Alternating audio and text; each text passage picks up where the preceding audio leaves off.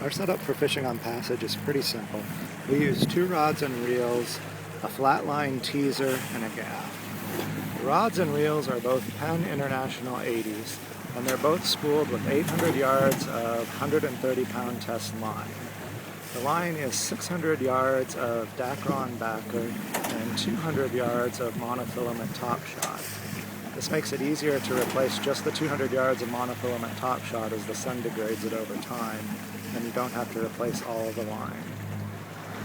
For the gaff, we keep a gaff rigged on the stern, and it's just a basic 6-foot aluminum gaff that's always ready to use. And we run various lures of different sizes. The lures are all usually 8 to 12 inches in length, and they're all rigged on 200-pound monofilament leaders that are 20 feet long. We also used galvanized treble hooks. The treble hooks really increase your catch rate and prevent pulling a lot of fish off. For the teaser, what we use is 3 lures, and the lures are all rigged in series on a 20-foot monofilament leader. And I pulled it in close so that you can just see the 3 lures together. And that just basically drags behind the boat about 50 to 60 feet. We rig it up to a piece of parachute cord and a swivel.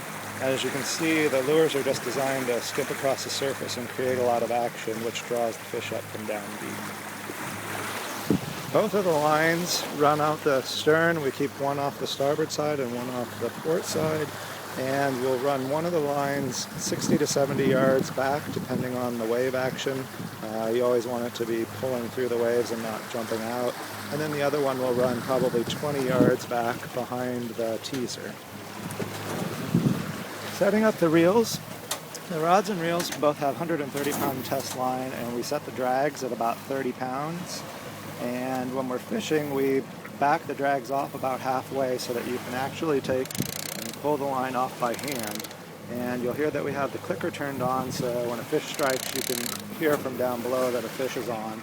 And then once you come up and go to reel them in, then you push the drag all the way up to about 30 pounds. We also have parachute cords rigged on both of the stern cleats, and these are both 6 foot long. And we'll use these when we bring the fish aboard to tie him down. As soon as we get the fish on board, you tie one line around his tail and then put the other line in through his mouth and out of his gill and stretch it tight on the deck, and that keeps him from flopping around and making a big mess, as well as a chance of losing him. The other thing you want to remember to do before you bring a fish on board is to wet down the decks thoroughly. Wetting down the decks prevents blood stains and makes it much easier to clean up after you've filleted a fish.